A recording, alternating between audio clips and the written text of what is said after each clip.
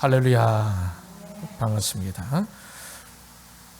오늘은 요한복음 20장 19절에서 23절까지 말씀으로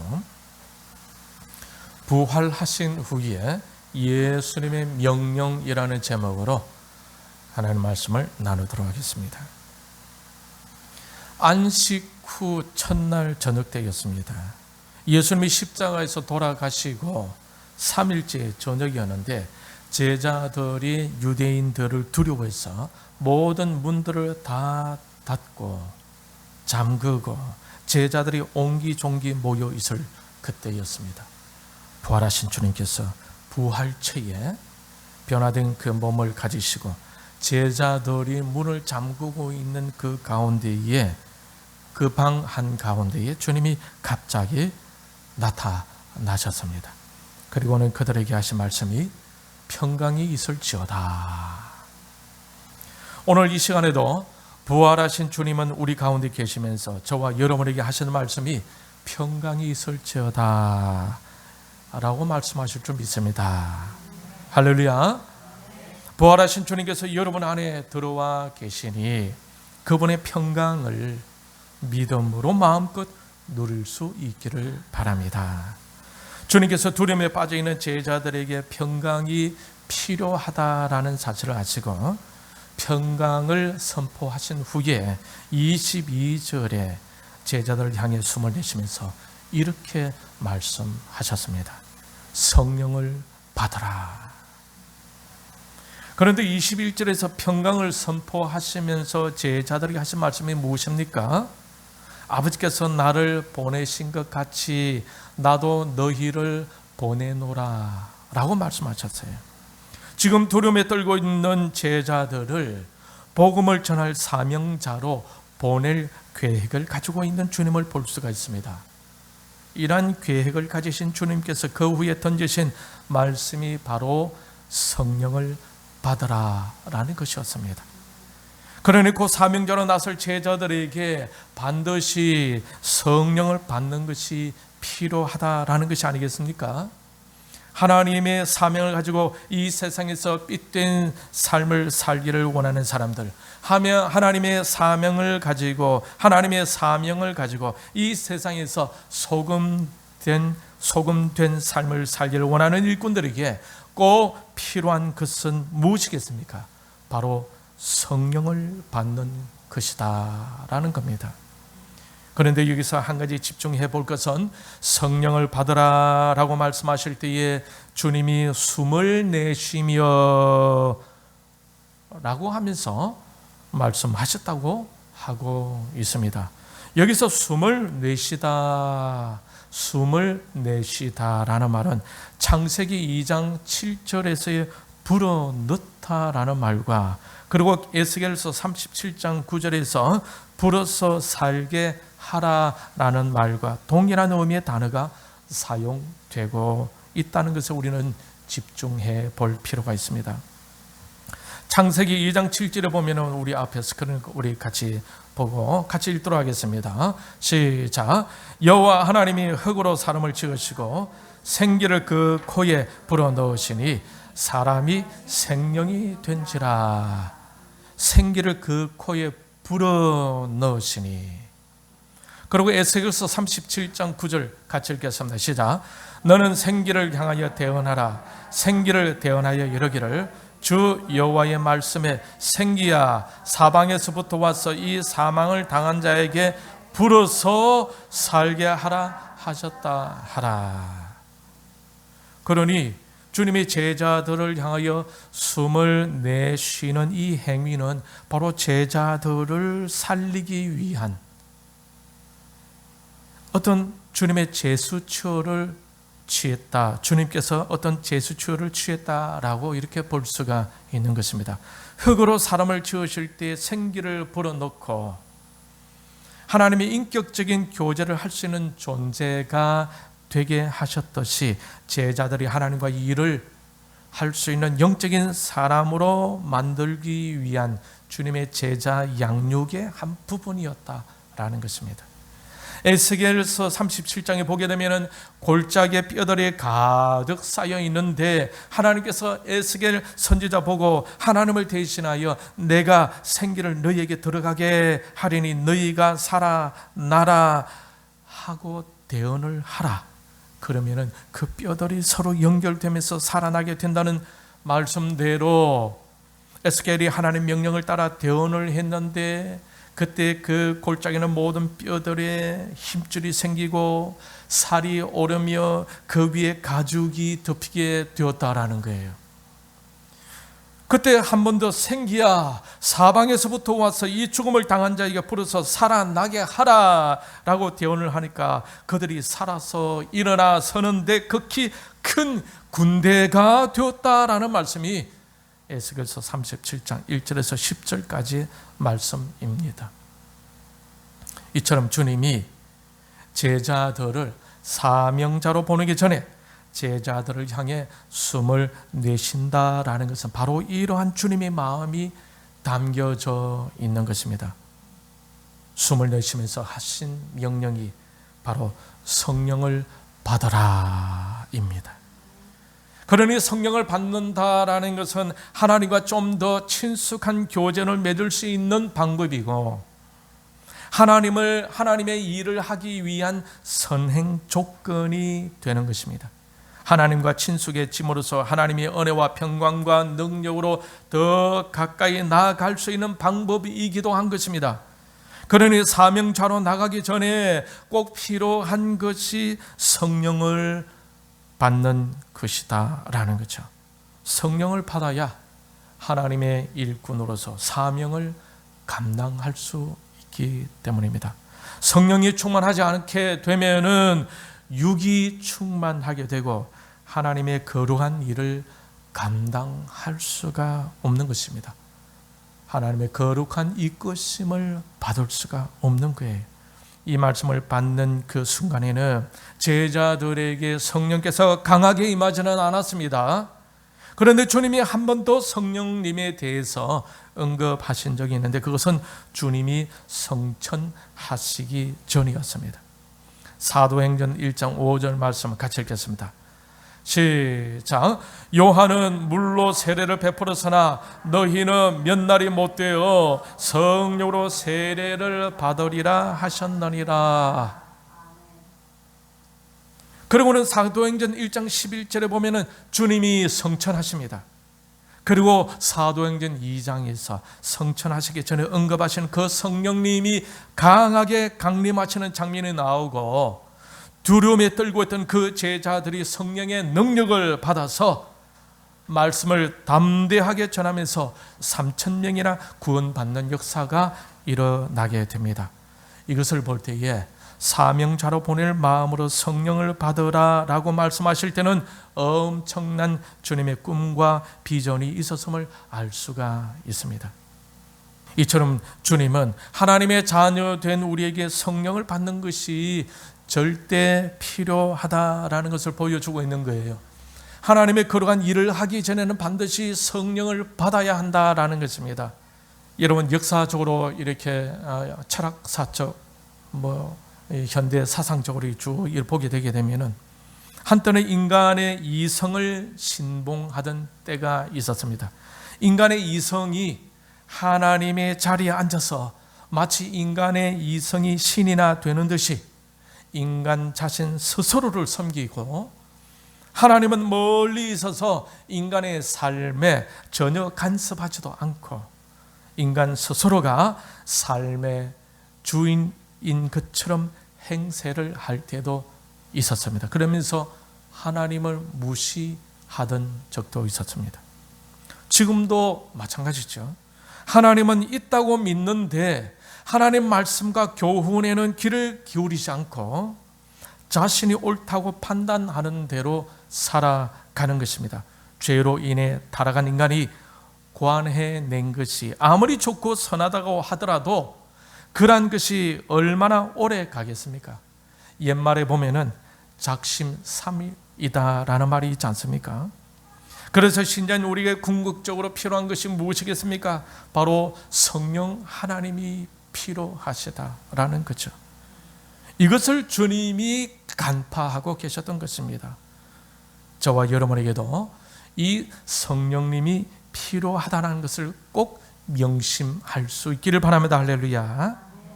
왜 성령님이 그토록 필요할까요? 주님의 제자들에게 필요했던 것처럼 저와 여러분에게도 이 성령님은 아주 중요하고 시급한 문제입니다. 그래서 우리도 성령을 받아야 하는 것입니다.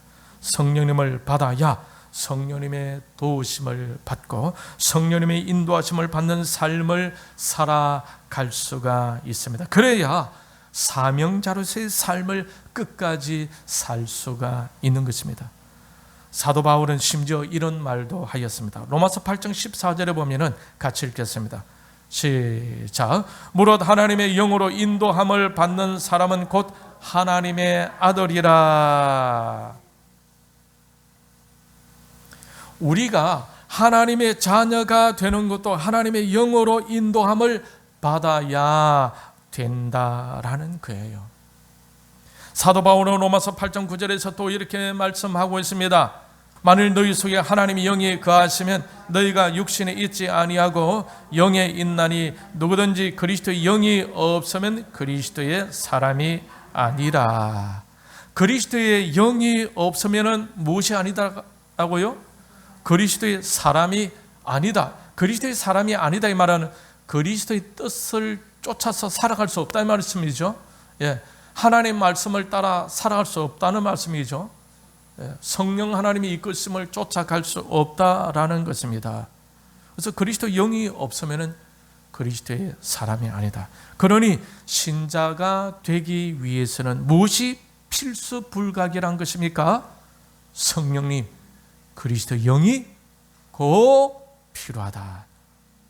자, 그렇다면 신자가 된 이후에는 성령님이 필요가 없겠습니까? 성령님으로 말미암아 신자가 되었는데 신자가 된 이후에는 성령님이 필요가 없겠습니까? 아니죠. 당연히 성령님이 더 필요한 것입니다. 왜냐하면 신자가 되어서도 여전히 죄악 가운데의 삶으로 죄를 범할 수 있지 않습니까? 그렇기 때문에 신자 자신을 의존할 수가 없는 거예요. 성령 하나님을 의존할 수밖에 없는 것입니다.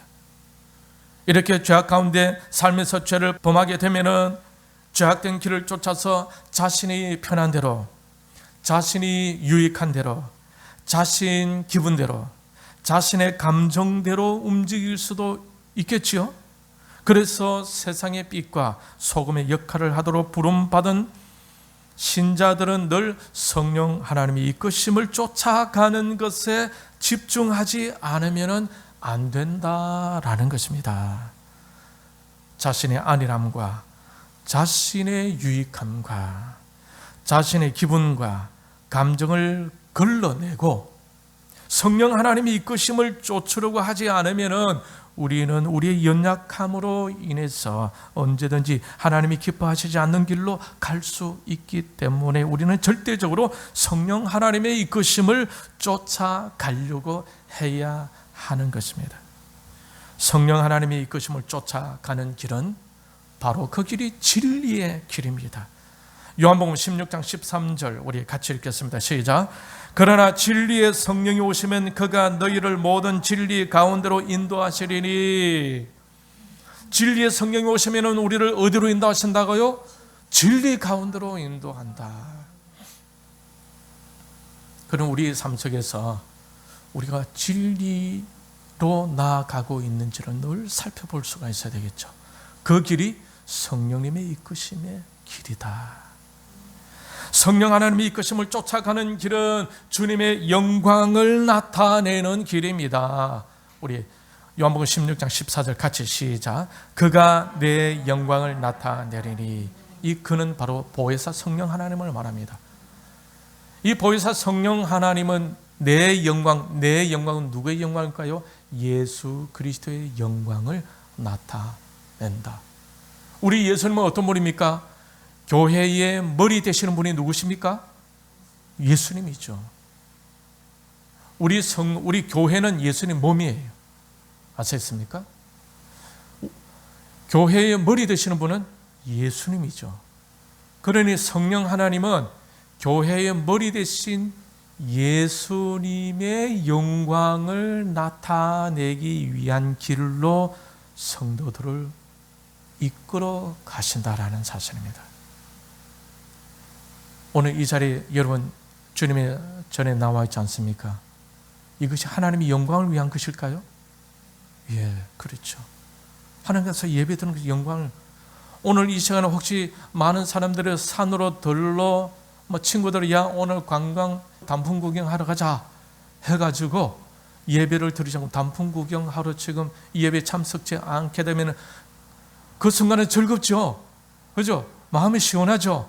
그런데 즐겁고 시원한 것이 하나님의 영광이 될까요? 아니죠. 오늘 이 주일날에는 예배 드리는 것이 하나님께 영광이 되는 것입니다.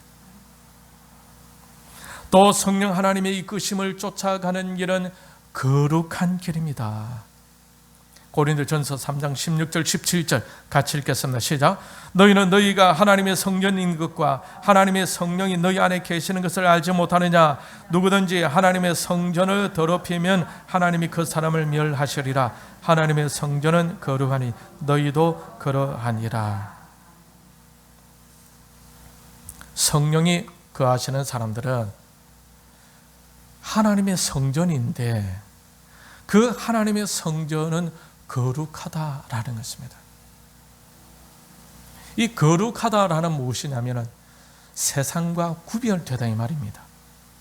세상 사람들은 자기 기분대로, 자기 감정대로, 자기 즐거움대로, 자기 쾌락대로 쫓아가지 않습니까? 그런데 하나님의 성전된 하나님 백성들은 하나님 말씀대로, 하나님의 기쁨대로 살아가는 구별된 것이 바로 거룩한 삶이다. 그래서 성령이 거하시는 사람들은 거룩한 삶을 쫓아가게 되어진다. 이 거룩한 삶을 쫓아가는 하나님의 사람들은 주의 성도들에게 본이 되어지는 삶을 살게 되어집니다. 예수님의 본을 받아서 바울이 예수님을 닮았죠. 그 바울이 성령을 통해서 자신의 본을 받아라 라고 말씀하고 있죠. 그래서 오늘날의 교회도 정말 주님의 제자된 훈련된 성도들은 모든 성도들에게 본이 되어져야 한다. 이것이 주님의 진정한 본인데 그 중에서 가장 큰 본이 무엇입니까? 예배의 본이죠. 그리고 주의 몸된 교회를 지키는, 그리고 교회의 머리 되신 예수 그리스도를 쫓아가는 것, 이런 삶이 바로 거룩한 삶이다. 이런 진리를 위하고 주님의 영광을 위하고 거룩을 향해 가고자 하는 이런 신자의 삶은 성령 하나님의 인도함을 받지 않으면 안 된다라는 것입니다. 이 성령님의 강한 이끄심을 받게 될 때에 우리는 죄악된 길을 포기하게 됩니다. 자신의 욕심과 자신의 야망을 포기하게 되면서 하나님 영광을 드러내는 삶을 살게 되는 것입니다. 이것은 신자에게서 행복한 삶이 아니겠습니까? 마음 그 내면에 기쁨이 있는 삶인 것입니다. 감사가 있겠지요. 즐거움이 있는 것입니다. 이런 삶을 누리는 사람이 그 자신의 머무는 곳에 화평과 화목을 심게 되겠죠. 오늘 이 시간에 나온 저와 여러분이 바로 그 화목과 화평을 심는 성령을 쫓아가는 사람들이 다 되시길 바랍니다. 할렐루야. 여러분 때문에 주의 사람들이 위로를 얻을 수 있기를 바랍니다. 여러분 때문에 주의 사람의 기쁨을 얻을 수 있기를 바라요. 여러분 때문에 주의 사람들이 치료가 되는 역사가 일어나기를 바랍니다. 여러분 때문에 교회와 하나님 나라가 건강해지고 회복해지는 역사가 일어나기를 축원합니다. 그런 삶이 되기 위해서 여러분에게 무엇이 필요하겠습니까? 바로 성령 하나님의 이끄심이 필요한 것입니다. 그러므로 이 시간 여러분에게 성령이 충만하시기를 축원합니다. 요한복음 7장 38절에서 주님은 명절 끝나는 날에 이렇게 외치셨어요. 같이 읽겠습니다. 시작. 나를 믿는 자는 성령의 이름과 같이 그 배에서 생수의 강이 흘러나리라.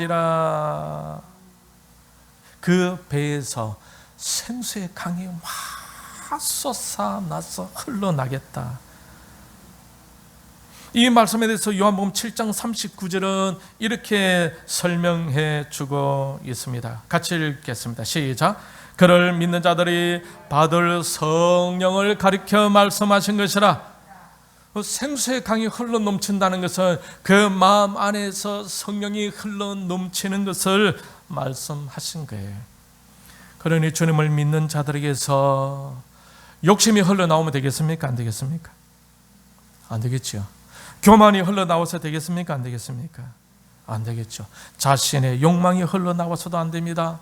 주님을 믿는 신자들에게서는 생수의 강이 흘러나와야 그 사람이 제대로 된 신자로 증명되는 거예요. 성령이 충만히 흘러나와야 한다라는 것입니다.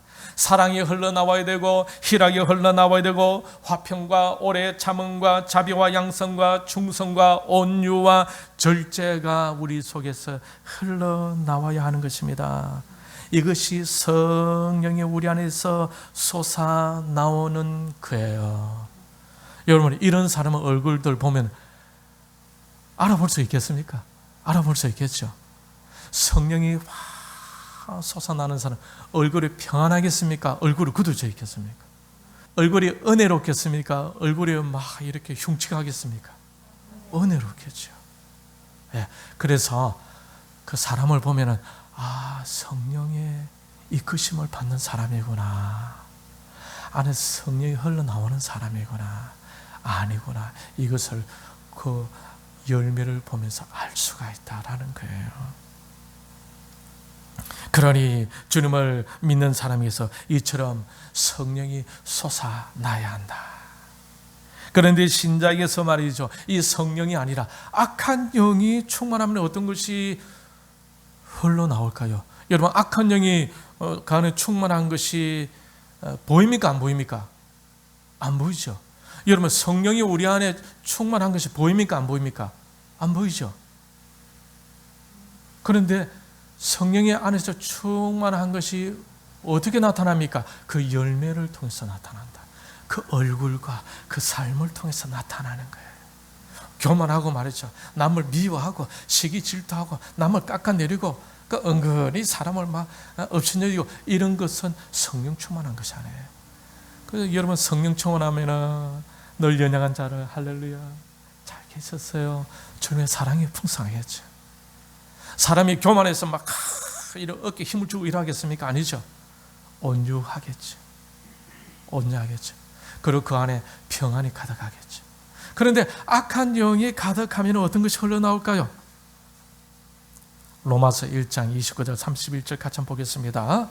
같이 읽겠습니다. 시작.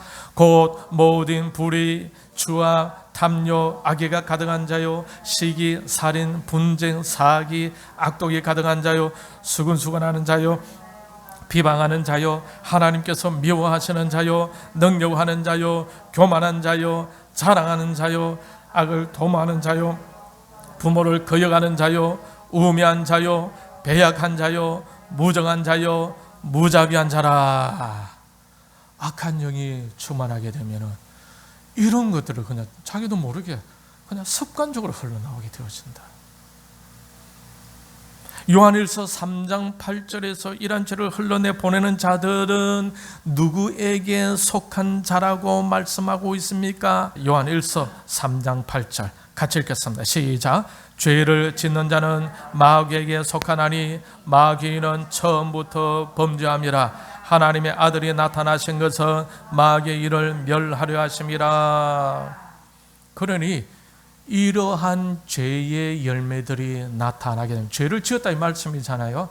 이런 죄를 짓게 되게 되면 누구에게 속해 있다라고 하고 있느냐? 요한일서 3장 8절에서는 죄를 짓는 자는 마귀에게 속한다라고 말씀하고 있는 거예요. 여러분, 마귀에게 속할 때에 그 안에 평강이 있을까요? 마귀에게 속할 때에 교회가 세워질까요? 마귀에게 속할 때에 성도들을, 그 연약한 성도들을 이렇게 부둥켜 안고 세워갈 수가 있을까? 아니죠. 마귀는 어떻게 합니까? 교회를 해체시키려는, 마귀는 영혼들을 갖다 무시하고 영혼들을 괴롭히고 영혼들을 압제해가지고 그 영혼들을 쓰러지게 만드는, 이것이 마귀잖아요. 그러니 죄의 유혹을 따라 살아가게 되면은 누구에게 속하게 된다고 하고 있습니까? 마귀. 그러면 세상의 빛과 소금의 역할을 할 수가 있겠습니까? 없습니다. 그러한 곳에 교회가 세워질까요? 안 됩니다. 하나님 나라가 건강하게 세워질까요? 안 됩니다. 하나님의 은혜가 그곳에 머물 수 있겠습니까? 아니요. 하나님의 평강이 그곳에 머물 수 있겠습니까? 아니요. 하나님의 능력이 그곳에 머물 수 있겠습니까? 아닙니다. 그래서 신자들은 성령 하나님의 이끄심을 쫓아가야 한다라는 것입니다. 그래서 사명자로 가야 할 제자들을 향해서 성령을 받으라 라고 말씀하신 거예요. 그러니 이 말씀을 하실 때에 주님의 마음을 여러분 이해하시겠습니까? 이해하시겠죠. 주님은 이미 앞을 내다보고 계시는 거예요. 왜 성령님이어야 합니까? 따라합니다. 인간이 연약하기 때문에. 인간이 연약하기 때문입니다. 주님은 이것을 잘 아셨기 때문에 제자들에게 성령을 받으라 라고 하신 것입니다. 주님이 우리를 보고 성령을 받으라고 말씀하실 때는 그만큼 인간이 연약한 자이기 때문이 아니겠습니까? 이 연약함을 시인할 줄 아는 사람들은 성령 하나님의 이끄심을 기대하게 되고 성령 하나님을 간절히 사모하게 되고 그 성령 하나님의 이끄심에 자신의 생각과 자신의 뜻을 복종시키고 성령 하나님의 이끄심을 쫓아가기를 원한다라는 것입니다. 인간이 이 우주에서 얼마나 미미한 존재인지를 알게 될 때에 하나님 앞에서 겸손해질 수가 있습니다. 1977년에 발사된 보이저 2호가 40년 넘게 저 태양계 끝으로 날아갑니다. 가다가 태양계를 벗어날 때쯤에 찍은 사진이 지금 보이는 2019년 11월에 공개되었습니다. 태양계를 벗어나기 직전에, 그렇죠? 카메라를 지구 방향으로 돌려가지고 찍은 한 장의 사진이 바로 여러분 지금 보이죠? 이 사진입니다.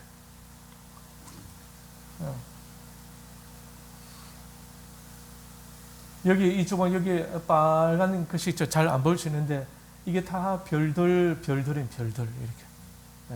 이게 태양계. 여기 흰 점이 있죠? 여기 흰 점이 뭘까요? 지구입니다. 이 흰 점이 지구입니다.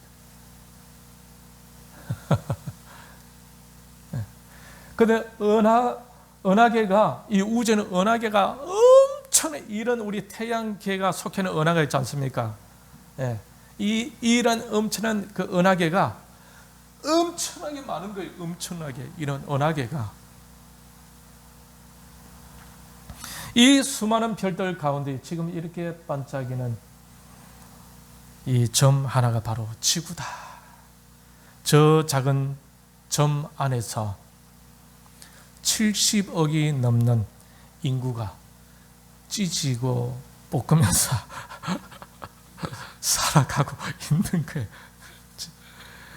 여러분, 이 한 장의 사진은 보는 우리로 하여금 좀 겸손하게 하죠. 뭐 그렇게 찢고 볶고 할 게 있나. 그렇죠? 이처럼 미미한 존재, 인간이 자신의 이성을 아무리 높게 평가한다고 한들 그것은 타락한 인간에게서 나오는 것에 불과하다라는 것입니다. 공산국가를 만들어서 정말로 이 땅에 공평하고 평등한 인민의 나라를 만들고자 했던 공산주의 국가들은 결국 다 망하고 말았지 않습니까? 왜 그렇습니까? 타락한 인간이 아무리 좋은 생각과 아무리 좋은 사상을 내세운다 하더라도 타락한 인간의 결론은 결국 타락이다. 타락한 인간은 유토피아와 같은 것은 만들 수가 없어요. 그래서 주님께서 성령을 받으라 라고 하신 겁니다. 이 시간 여러분에게도 주님은 말씀하십니다. 성령을 받으라. 그러므로 우리가 성령으로 충만하게 되는 것이 얼마나 중요한지를 여러분 아시겠지요? 성공적인 신자의 생활을 영위하기 위해서는 성령님이 꼭 필요합니다. 그래서 이 성령님의 중요성을 느끼지 못하면 그 사람은 자기 생각을 따라 쫓아갔던 사울처럼 살게 되어집니다. 성공적인 교회 생활하는 것에도 성령님이 필요합니다. 성공적인 인생을 살아가기 위해서도 성령님이 필요한 것입니다. 연약한 우리는 이처럼 성령님의 도움이 없이는 안 된다라는 거예요. 우리 인간은 어떤 존재입니까? 한치 앞을 내다볼 수 없는 존재이지 않습니까? 우리는 내일을 알지 못합니다. 내일 죽을 사람이 오늘 창고에 곡식을 쌓아두는 것이 바로 사람입니다. 내일 일이 아니라 5분 후에도 알지 못하는 것이 우리 인생이죠. 큰 지진이 일어나기 전에 동물들은 본능적으로 반응을 보인다고 하지 않습니까?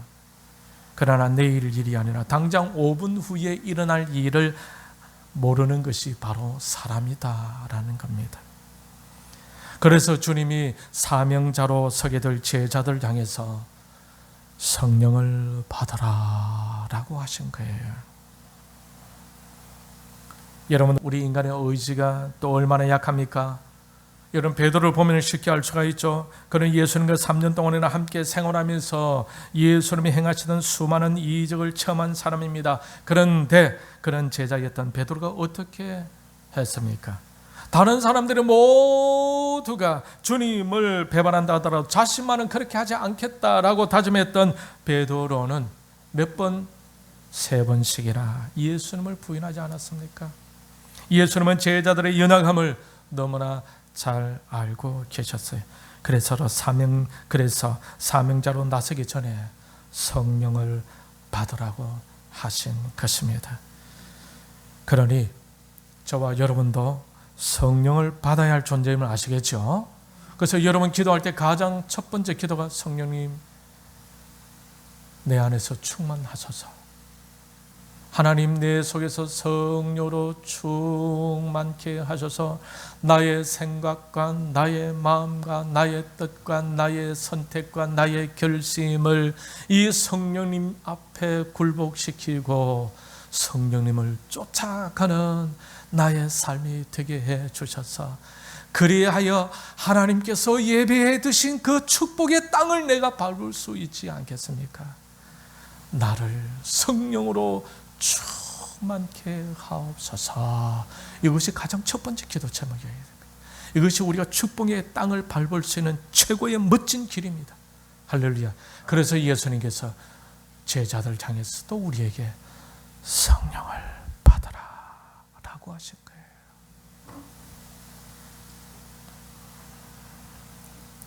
그러므로 우리도 성령 받기를 사모해야 할 줄 믿습니다. 할렐루야. 그래서 여러분 기도할 때마다 가장 첫 번째 기도가 뭐라고요? 성령 충만케 하옵소서. 성령께서 나를 강권적으로 나를 이끌어 주옵소서. 성령을 받아야 살아납니다. 그래야 힘을 얻습니다. 그래야 믿음이 생기게 되는 거예요. 그래야 용기를 얻을 수가 있습니다. 그래야 사랑할 수 있고 성령을 받아야 겸손해질 수 있습니다. 위로의 삶을 살 수 있고 꿈을 가질 수가 있고 끝까지 주님을 따라서 달려갈 수가 있습니다. 그래야 하나님께 영광을 올려드릴 수 있는 삶을 살 수가 있습니다.